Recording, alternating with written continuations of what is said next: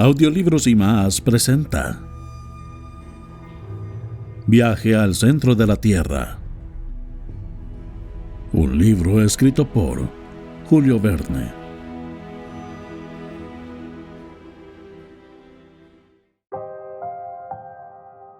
Capítulo 6.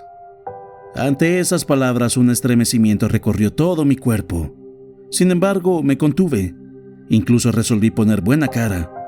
Solo los argumentos científicos podían detener al profesor Lindenbrock. Y vaya que los había, y bastante buenos, contra la posibilidad de semejante viaje. Ir al centro de la Tierra, ¡qué locura! Reservé la dialéctica para el momento oportuno, y me ocupé de la comida. No voy a hablar de las imprecaciones de mi tío ante la mesa sin poner. Todo quedó explicado y se devolvió la libertad a Martha, que corrió al mercado e hizo todo con tanta diligencia, que una hora después mi hambre estaba calmada y recuperada la conciencia de la situación. Durante la comida mi tío estuvo casi alegre. Se le escapaban esas bromas de sabio que siempre son inocentes. Tras el postre, me hizo señal de seguirlo a su gabinete. Obedecí. Se sentó en un extremo de su mesa de trabajo y yo en el otro. «Axel», dijo con una voz bastante dulce, «eres un jovencito muy ingenioso. Me has prestado un gran servicio cuando, cansado de luchar, iba a abandonar esta combinación. ¿A dónde me habría llevado mi extravío? Nadie puede saberlo. Nunca olvidaré esto, jovencito, y tendrás tu parte en la gloria que vamos a conquistar». Bueno, pensé yo, está de buen humor. Ha llegado el momento de discutir esa gloria. Ante todo, te recomiendo el más absoluto secreto. ¿Me oyes? No faltan envidiosos en el mundo de los sabios, y muchos querrían emprender este viaje, que ni siquiera deben sospechar hasta nuestro regreso. ¿Crees que es tan grande el número de valientes? Desde luego. ¿Quién vacilaría en conquistar semejante fama?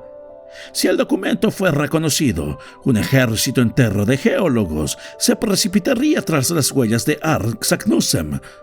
De eso sí que no estoy convencido, tío, porque nada prueba la autenticidad de ese documento. ¿Cómo? ¿Y el libro en que lo hemos descubierto? Bueno, concedo que el tal Saknussemm haya escrito esas líneas, pero ¿significa eso que haya realizado de verdad ese viaje? ¿No puede encerrar ese viejo pergamino una mistificación? Casi lamenté haber pronunciado esta última palabra algo aventurada. El profesor frunció sus espejas cejas y temía haber comprometido la continuación de la charla. Afortunadamente no fue así. Mi severo interlocutor esbozó una especie de sonrisa en sus labios y respondió: «Eso es lo que vamos a ver». Permíteme agotar todas las objeciones relativas a ese documento. Habla, muchacho, habla. No te preocupes.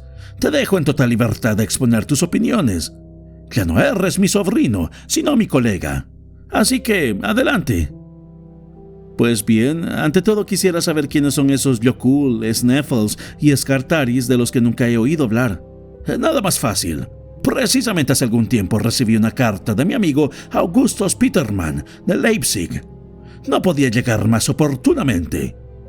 Toma el tercer atlas del segundo estante de la biblioteca grande, serie Z, lámina 4. Me levanté y gracias a sus precisas indicaciones encontré rápidamente el atlas perdido. Mi tío lo abrió y dijo: «Este es uno de los mejores mapas de Islandia, el de Henderson, y creo que va a darnos la solución a todos tus problemas». Me incliné sobre el mapa. Mira esta isla formada por volcanes y observa que todos ellos llevan el nombre de Jökull. Esta palabra quiere decir glaciar en islandés, y bajo la elevada latitud de Islandia, la mayoría de las erupciones abren paso a través de las capas de hielo. De ahí esa denominación de Jökull, aplicada a todos los montes ignívoros de la isla. Bien, pero ¿qué es la Sneffels? Esperaba que no habría respuesta para esta pregunta. Vaya que me equivocaba. Mi tío continuó: «Sígueme por la costa occidental de Islandia. ¿Puedes ver Reykjavik, su capital? ¿Sí? Bien, remonta los innumerables fiordos de estas orillas, roídas por el mar, y detente un poco por debajo de los 75 grados de latitud. ¿Qué ves ahí?» una especie de península semejante a un hueso descarnado que termina en una enorme rótula. La comparación es exacta, muchacho. Fíjate, ¿no ves nada sobre esa rótula? Sí, un monte que parece haber crecido en el mar. Bien, eso es el Sneffels. ¿El Sneffels? El mismo. Una montaña de 5.000 pies de altura, una de las más notables de la isla. Y a buen seguro la más célebre del mundo entero, si su cráter conduce al centro del globo. Pero eso es imposible, exclamé yo, encogiéndome de hombros y rebelándome contra semejante suposición. ¡Imposible!, respondió el profesor Lindenbrock en tono severo. ¿Y por qué? Porque ese cráter evidentemente está obstruido por la lava, las rocas ardientes, y entonces, ¿y si es un cráter apagado? ¿Apagado? Sí. El número de volcanes en actividad en la superficie del globo no es actualmente más que de unos 300. Pero existe una cantidad mucho mayor de volcanes apagados. Y el Sneffels se encuentra entre estos últimos, y desde los tiempos históricos no ha tenido más que una sola erupción, la de 1229. A partir de esa época, sus ruidos se han aplacado poco a poco y ya no está entre los volcanes activos. Ante esas afirmaciones positivas, yo no tenía nada que responder. Por tanto, me volqué sobre los otros puntos oscuros que encerraba el documento. ¿Qué significa esa palabra de Scartaris? ¿Y qué hacen aquí las calendas de julio? Mi tío se tomó algunos momentos de reflexión. Tuve un instante de esperanza, pero uno solo, porque inmediatamente me respondió en estos términos. Lo que tú llamas oscuridad es luz para mí. Eso prueba los ingeniosos cuidados con los que Saknussemm ha querido precisar su descubrimiento. El Sneffels está formado por varios cráteres, por tanto, había que señalar el que lleva al centro del globo. ¿Qué hizo el sabio islandés? Observó que aproximadamente en las calendas de julio, es decir, hacia los últimos días del mes de junio, uno de los picos de la montaña, el Scartaris, proyectaba su sombra hasta la abertura del cráter en cuestión, y consignó el dato en su documento. ¿Se puede imaginar una indicación más exacta? Una vez llegado a la cima del Sneffels, ¿tendremos dudas sobre el camino a seguir? Decididamente mi tío tenía respuesta para todo. Comprendí que era inatacable su interpretación del viejo pergamino. Cesé, pues, de insistir en ese tema, y como ante todo había que convencerle, pasé a las objeciones científicas que, en mi opinión, tenían mayor gravedad. Bueno, está bien, me veo obligado a admitirlo. La frase de Saknussemm es clara y no puede dejar ninguna duda en la mente. Incluso te diré que el documento parece ser de una total autenticidad. Ese sabio fue al fondo del Sneffels, vio la sombra del Scartaris acariciar los bordes del cráter antes de las calendas de julio. Oyó incluso contar en los relatos legendarios de su época que ese cráter llegaba al centro de la Tierra. Pero eso de que él mismo llegara a hacer el viaje y volvió, si es que se puso en camino, no me lo creo, no y 100 veces no. ¿Por qué razón?, dijo mi tío en un tono singularmente burlón. Porque todas las teorías de la ciencia demuestran que semejante empresa es impracticable. ¿Todas las teorías dicen eso? ¡Ay, vaya! ¡Condenadas teorías! ¿Cuánta lata van a darnos esas pobres teorías? Vi que se burlaba de mí, pero a pesar de eso continué. Sí, está perfectamente demostrado que el calor aumenta aproximadamente 1 grado por cada 70 pies de profundidad bajo la superficie del globo. Ahora, admitiendo que esta proporción sea constante y siendo el radio terrestre de 2.500 leguas, en el centro habrá una temperatura superior a los 200.000 grados. Por tanto, las materias del interior de la Tierra se encuentran en estado de gas incandescente, porque los metales, el oro, el platino y las rocas más duras no resisten semejante calor. Así pues, tengo derecho a preguntar si se puede penetrar en semejante medio. O sea, Axel, que lo que te preocupa es el calor. Pues claro, si llegamos tan solo a una profundidad de 10 leguas, habremos alcanzado el límite de la corteza terrestre, porque ahí la temperatura ya es superior a 1300 grados. Y tienes miedo a entrar en fusión. Te dejo a ti que decidas por mí. Pues lo que decido es lo siguiente. replicó el profesor Lindenbrock, adoptando sus gestos ampulosos. Que ni tú ni nadie sabe con seguridad lo que pasa en el interior del globo, dado que apenas si se conoce la 10.000ª parte de su radio, que la ciencia es eminentemente perfectible y que cada teoría se ve constantemente rebatida por una teoría nueva. No se creyó hasta Fourier que la temperatura de los espacios planetarios iba disminuyendo siempre, y no se sabe hoy que el máximo frío de las regiones etéreas no superan los 40 o 50 grados bajo cero. ¿Por qué no había de ocurrir lo mismo con el calor interno? ¿Por qué a cierta profundidad no alcanzaría un límite infranqueable en lugar de elevarse hasta el grado de fusión de los minerales más refractarios? Al plantear mi tío la cuestión en el terreno de las hipótesis, no pude responder nada. Pues bien, te diré además que auténticos sabios, Poisson entre otros, han demostrado que si al interior del globo existiera un calor de 200.000 grados, los gases incandescentes procedentes de las materias fundidas adquirirían una elasticidad tal que la corteza terrestre no podría resistirla, estallando como las paredes de una caldera bajo la presión del vapor. Esa es la opinión de Poisson, tío, y nada más. De acuerdo, pero también es opinión de otros geólogos distinguidos que el interior del globo no está formado ni de gas, ni de agua, ni de las piedras más pesadas que conocemos, porque en tal caso, la Tierra tendría un peso 2 veces menor. Vaya, con las cifras se prueba todo lo que se quiere. ¿Y no ocurre lo mismo con los hechos, muchacho? ¿No es cierto que el número de volcanes ha disminuido considerablemente desde los primeros días del mundo? Y si existe calor central, ¿no se puede suponer que tiende a debilitarse? Tío, si entramos en el campo de las suposiciones, no puedo discutir nada. Y debo decirte que refuerza mi opinión, la de personas muy competentes. ¿Recuerdas una visita que me hizo el célebre químico inglés Humphrey Davy en 1825? No, porque yo vine al mundo 19 años después. Bueno, Humphrey Davy vino a verme a su paso por Hamburgo.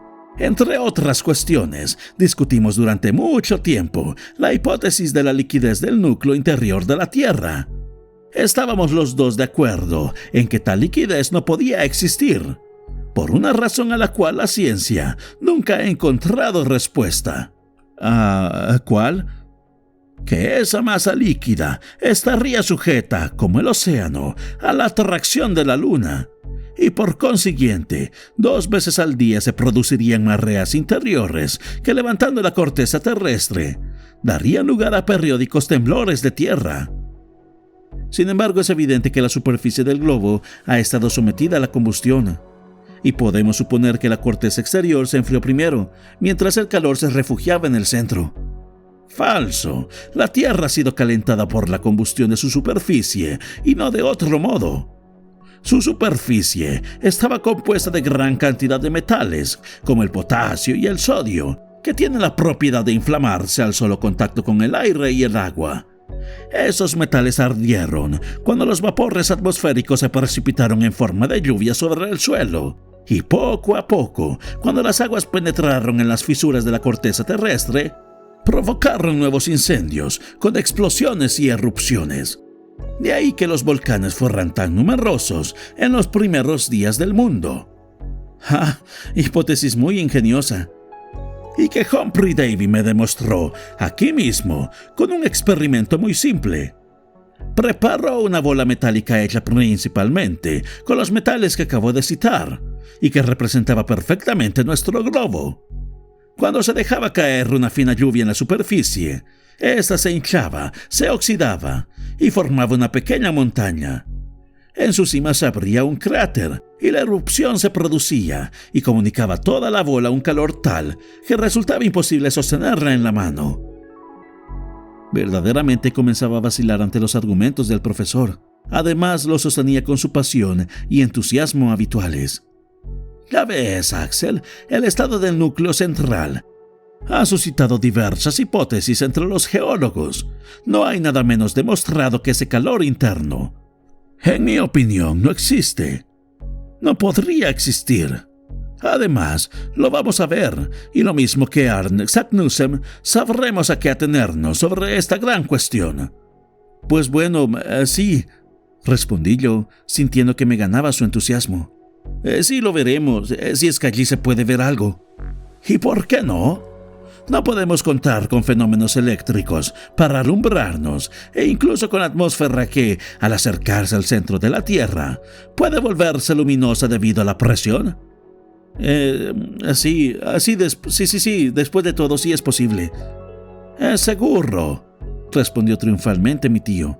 Pero debes guardar silencio, Axel, ¿me oyes? Silencio sobre todo esto, y que no se le ocurra a nadie la idea de descubrir antes que nosotros el centro de la Tierra.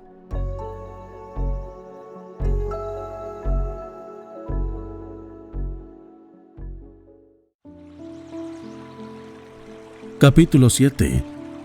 Así concluyó aquella memorable sesión. La plática me dio fiebre. Salí del gabinete de mi tío como aturdido. En las calles de Hamburgo no había suficiente aire para reponerme. Llegué, pues, a las orillas del Elba, hasta la barca de vapor que comunica la ciudad con el ferrocarril de Hamburgo. ¿Me había convencido lo que acababa de oír? ¿No estaría sometido al influjo del profesor Lindenbrock? ¿Debía tomar en serio su resolución de ir al centro de la Tierra? Acababa de oír las especulaciones insensatas de un loco o las deducciones científicas de un gran genio. En todo aquello, ¿dónde terminaba la verdad y dónde comenzaba el error? Me debatía entre 1000 hipótesis contradictorias sin poder aferrarme a ninguna. Sin embargo, recordaba haber estado convencido, aunque mi entusiasmo comenzaba a moderarse. Pero me habría gustado partir inmediatamente y no tener tiempo para reflexionar. Sí, en aquel momento no me hubiera faltado valor para hacer mis maletas. Debo confesar, sin embargo, que 1 hora después aquella sobreexcitación decayó. Mis nervios se distendieron y de los profundos abismos de la tierra subí a su superficie. «Es absurdo», me decía. «Eso no tiene sentido. No es una proposición seria que pueda hacerse a un joven sensato. Nada de todo eso existe. He dormido mal, simplemente tuve un mal sueño». Mientras tanto, yo había seguido a la orilla del Elba y regresado a la ciudad. Después de haber remontado el puerto, había llegado al camino de Altona. Un presentimiento me guiaba, un presentimiento justificado, porque pronto divisé a mi pequeña Gruben, que con paso ágil volvía rápidamente a Hamburgo. «¡Gruben!», le dije desde lejos. La joven se detuvo, algo turbada, pienso yo, por oírse llamar así en un camino. En 10 pasos estuve a su lado. «Axel», dijo ella sorprendida. «Has venido a buscarme. Eso está muy bien, caballero». Pero al mirarme, Gruben no tuvo dudas respecto a mi aspecto inquieto trastornado. «¿Qué te sucede?», me dijo dándome la mano. ¿Qué me pasa, Gruben?», exclamé yo. En 2 segundos y con 3 frases, mi linda irlandesa estaba al corriente de la situación. Durante algunos instantes guardó silencio. ¿Su corazón palpitaba al compás del mío? No lo sé, pero su mano no temblaba en la mía. Caminamos un centenar de pasos sin hablar. «Axel, querida Gruben, será un hermoso viaje». Di un brinco al oír estas palabras. «Sí, Axel, un viaje digno del sobrino de un sabio. Es conveniente que un hombre se distinga con alguna gran empresa». «¿A qué te refieres, Gruben? ¿No me disuades de intentar semejante expedición?» «No, querido Axel. Y yo te acompañaría gustosa a tu tío y a ti si una pobre joven no fuera un obstáculo para ustedes». «¿Lo dices en serio?» «Completamente en serio». Las mujeres, las jóvenes, corazones femeninos siempre incomprensibles. Cuando no son los más tímidos de los seres, son las más valientes. La razón no tiene mucho que hacer a su lado. ¿Cómo? Una niña me alentaba a participar en aquella expedición. Ella no hubiera temido intentar la aventura. Me empujaba a ella, a mí, a quien sin embargo amaba. Yo estaba desconcertado, y por qué no decirlo, avergonzado también. Gruben, veremos si mañana dices lo mismo». «Mañana, querido Axel, diré lo mismo que hoy». Gruben y yo, tomados de la mano, pero guardando un profundo silencio, proseguimos nuestro camino. Yo estaba deshecho por las emociones de la jornada. Después de todo, pensé, las calendas de julio están lejos todavía, y de aquí a entonces ocurrirán muchos acontecimientos que curarán a mi tío de su manía de viajar bajo tierra. Cuando llegamos a la casa de Königstrasse, la noche se había puesto encima. Esperaba encontrar la morada tranquila, a mi tío acostado según su costumbre, y a Martha dando al comedor el último golpe de plumero de la noche. Pero no había contado con la impaciencia del profesor. Le encontré gritando, agitándose en medio de un tropel de porteadores que descargaban unos bultos en la avenida. La vieja sirvienta no sabía dónde tenía la cabeza.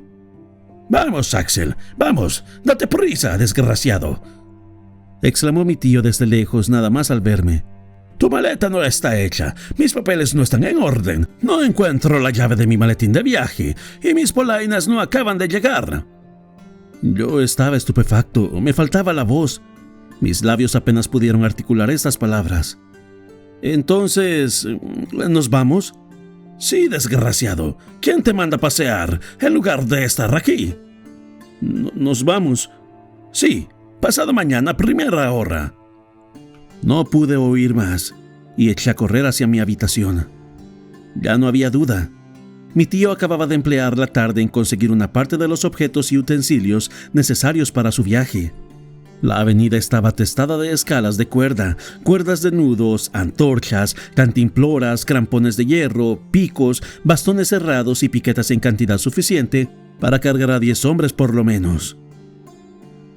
Pasé una noche terrible. Al día siguiente oí que me llamaban temprano. Yo estaba decidido a no abrir mi puerta, pero ¿cómo resistir a la dulce voz que pronunciaba las palabras «Querido Axel»? Salí de mi habitación. Pensaba que mi aspecto derrengado, mi palidez, mis ojos enrojecidos por el insomnio producirían su efecto sobre Gruben y cambiarían sus ideas. «Ay, querido Axel, veo que estás mucho mejor y que la noche te ha calmado». «¿Calmado?» Me precipité hacia el espejo. Pues bien, tenía mejor cara de lo que yo imaginaba. Era increíble. «Axel», me dijo Gruben, «he hablado mucho tiempo con mi tutor. Es un sabio audaz, un hombre de gran valor. Y debes recordar que su sangre corre por tus venas. Me ha contado sus proyectos, sus esperanzas, por qué y cómo espera alcanzar su meta. Lo conseguirá, no tengo ninguna duda. Ay, querido Axel, qué hermoso consagrarse de esa forma a la ciencia. Qué gloria espera al señor Lindenbrock. Y repercutirá sobre su acompañante. Al regreso, Axel, serás un hombre, su igual, libre de hablar, libre de actuar, libre, en fin, de...». La joven ruborizada no acabó. Sus palabras me reanimaban. Sin embargo, aún no quería creer en nuestra partida. Llevé a Gruben hacia el gabinete del profesor. «Tío», le pregunté, «¿está completamente decidida nuestra partida?» «¿Cómo? ¿Lo dudas?»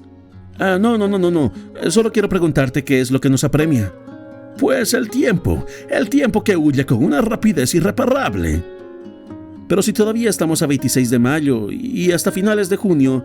«Ignorante, ¿crees que se llega tan fácilmente a Islandia?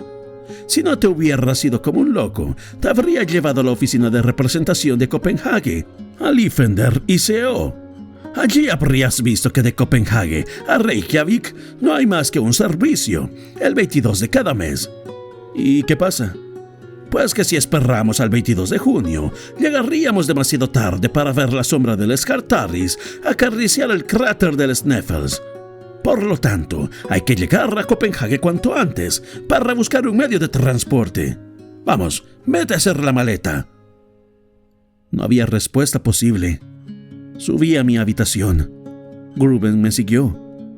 Fue ella la que se encargó de ordenar en una pequeña maleta los objetos necesarios para mi viaje. No estaba más emocionada que si se hubiera tratado de un paseo a Lübeck o a Heligoland. Sus pequeñas manos iban y venían sin precipitación. Hablaba con calma. Me daba las razones más sensatas en favor de nuestra expedición. Me encantaba y por eso yo sentía una gran irritación hacia ella. A veces quería dejarme llevar por esa cólera, pero ella no hacía caso y continuaba metódicamente su tranquila tarea. Por fin quedó atada la última correa de la maleta. Descendí al piso de abajo. Durante aquel día se multiplicaron los proveedores de instrumentos de física, de armas, de aparatos eléctricos. Martha no sabía dónde tenía la cabeza. ¿Se ha vuelto loco el señor?, me preguntó ella. Le hice una señal afirmativa. ¿Y lo va a llevar a usted con él? Otra misma señal afirmativa. ¿A dónde?, me preguntó. Señalé con el dedo al centro de la tierra. ¿A la bodega? No, más abajo. Llegó la noche. Yo ya no tenía conciencia del tiempo transcurrido. Mañana por la mañana partiremos a las 6 en punto. A las 10 caí en la cama como una masa inerte. Durante la noche mis terrores volvieron a dominarme. La pasé soñando con abismos, era presa del delirio. Me sentía sujeto por la vigorosa mano del profesor, arrastrado, abismado, hundido. Caí al fondo de insondables precipicios con esa velocidad creciente de los cuerpos abandonados en el espacio. Mi vida no era más que una infinita caída.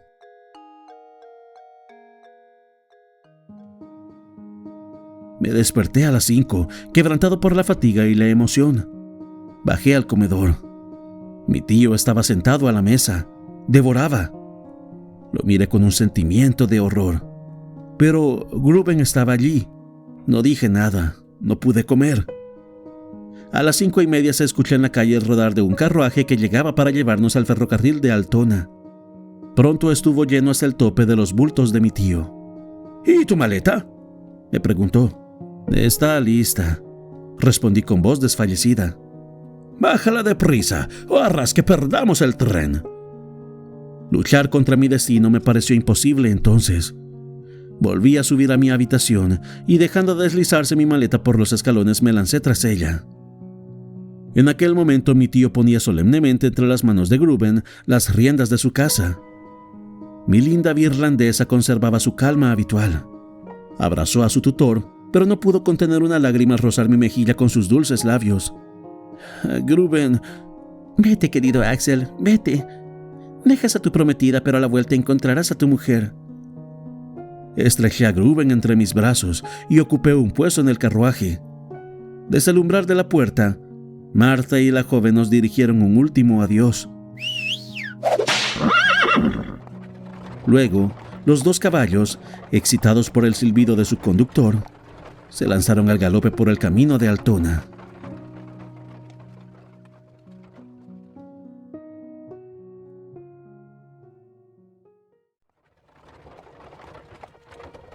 Capítulo 8. Altona, verdadero arrabal de Hamburgo. Es cabeza de línea del ferrocarril de Kiel, que debía conducirnos a la orilla de los Belt. En menos de 20 minutos entrábamos en el territorio de Holstein. A las 6:30 el coche se detuvo ante la estación. Los numerosos bultos de mi tío y sus voluminosos artículos de viaje fueron descargados, transportados, pesados, etiquetados y vueltos a cargar en el vagón de equipajes. Y a las 7 estábamos sentados uno frente al otro en el mismo compartimiento. Silbó el vapor, la locomotora se puso en movimiento. Estábamos en marcha.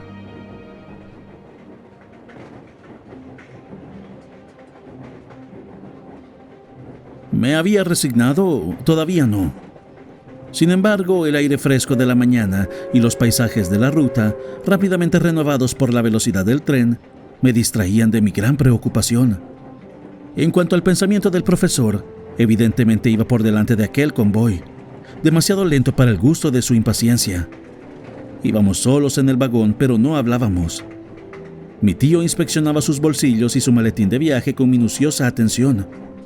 Pronto vi que no le faltaba ninguna de las piezas necesarias para la ejecución de sus proyectos. Entre otras hojas de papel, una meticulosamente plegada estaba encabezada con el sello de la Cancillería danesa, con la firma del señor Christiansen, cónsul de Hamburgo y amigo del profesor. Nos ayudaría a obtener en Copenhague recomendaciones para el gobernador de Islandia. También entreví el famoso documento cuidadosamente metido en el bolsillo más secreto de la cartera. Lo maldije desde el fondo del corazón y me puse a contemplar de nuevo el paisaje. era una vasta serie de llanuras poco atractivas, monótonas, cenagosas y bastante fértiles. Una campiña muy adecuada para la construcción de un ferrocarril y propicia para esas líneas rectas tan queridas por las compañías ferroviarias. Pero aquella monotonía no tuvo tiempo de cansarme, porque 3 horas después de nuestra partida, el tren se detenía en Kiel, a 2 pasos del mar. Como nuestros equipajes estaban facturados para Copenhague, no hubo que ocuparse de ellos. Sin embargo, el profesor los siguió con la mirada inquieta durante su transporte al barco de vapor. Allí desaparecieron en el fondo de la bodega. En su precipitación, mi tío había calculado tan bien las horas de correspondencia del ferrocarril y del barco que teníamos todo un día de espera. El vapor Eleonora no partía hasta la noche, lo que provocó un acceso de cólera de 9 horas, durante las que el irascible viajero mandó al diablo a la administración de barcos y ferrocarriles y a los gobiernos que toleraban semejantes abusos. Tuve que apoyarle cuando le emprendió con el capitán del Eleonora sobre ese tema. Quería obligarle a encender las calderas sin perder un instante. El otro lo mandó al carajo. Como en cualquier otro sitio, en Kiel, un día es un día.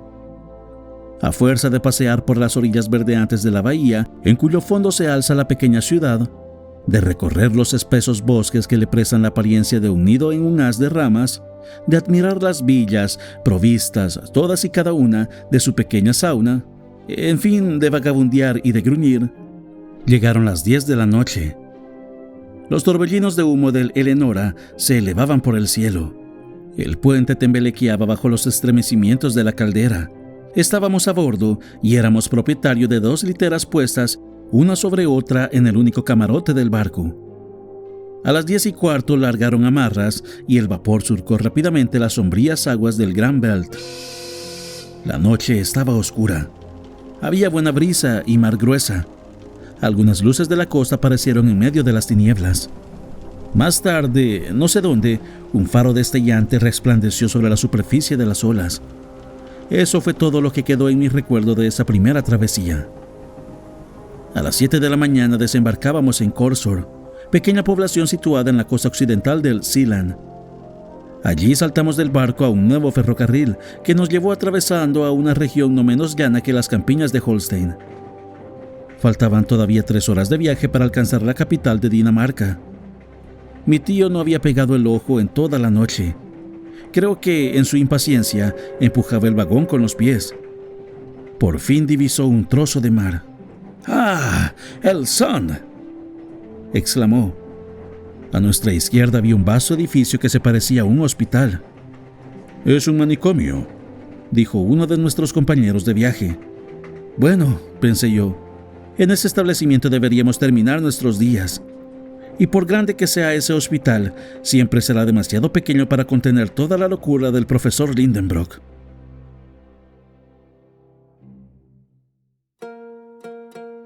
Por fin, a las 10 de la mañana, pisábamos Copenhague. Los equipajes fueron cargados en un coche y llevados con nosotros al Hotel Phoenix en Bert Gale. Fue cosa de media hora porque la estación está situada fuera de la ciudad. Luego, después de haberse aseado de forma apresurada, mi tío me arrastró tras él.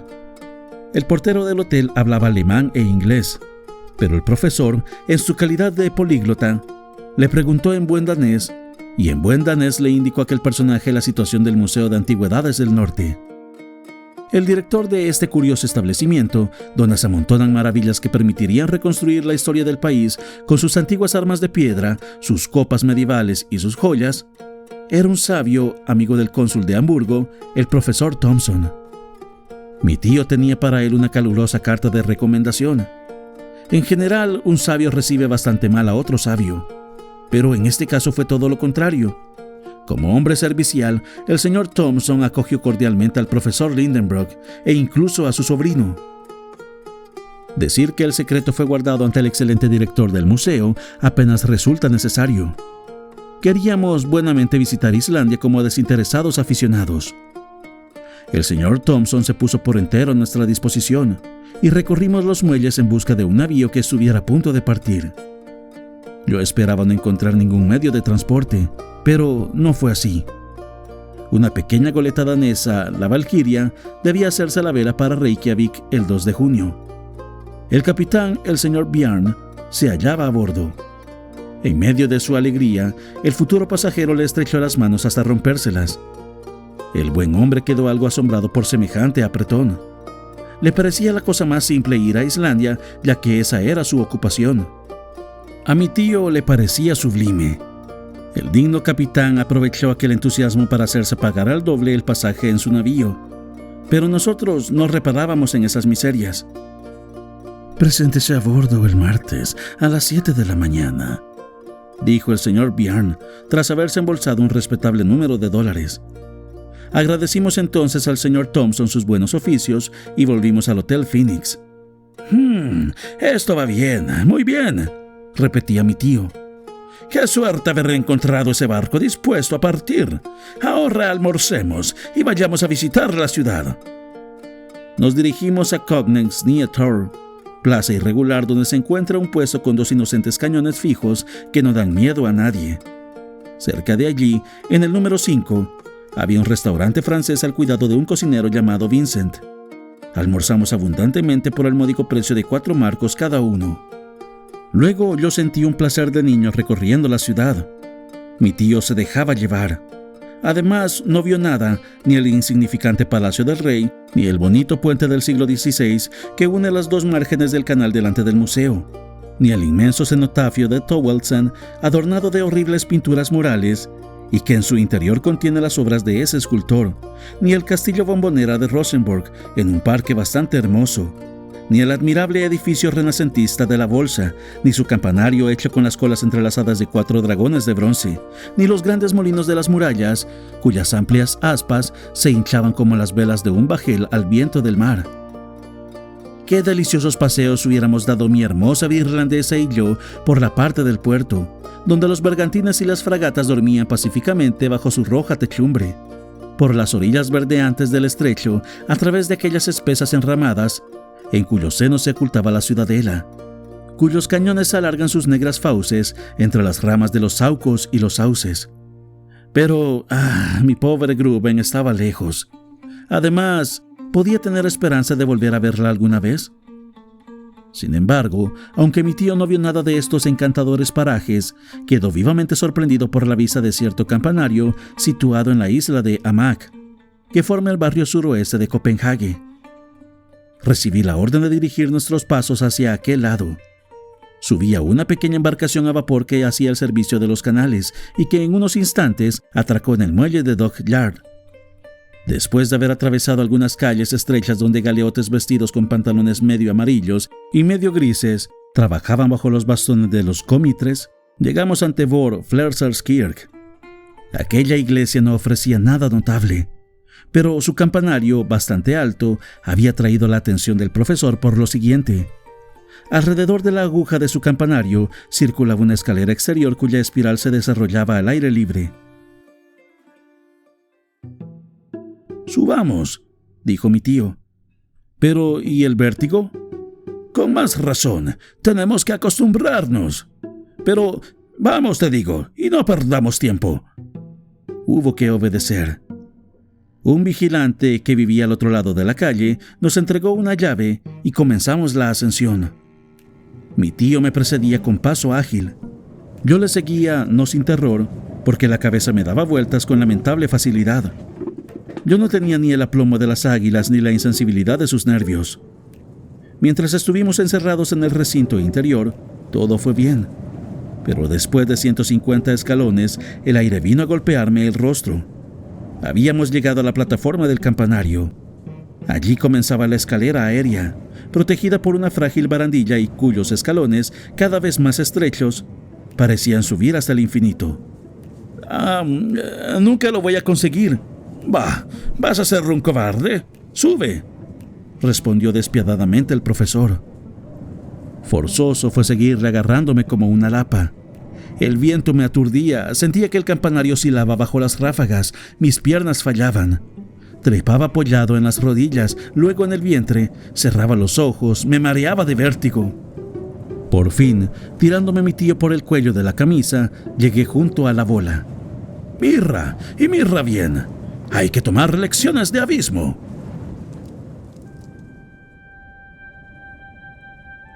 Abrí los ojos.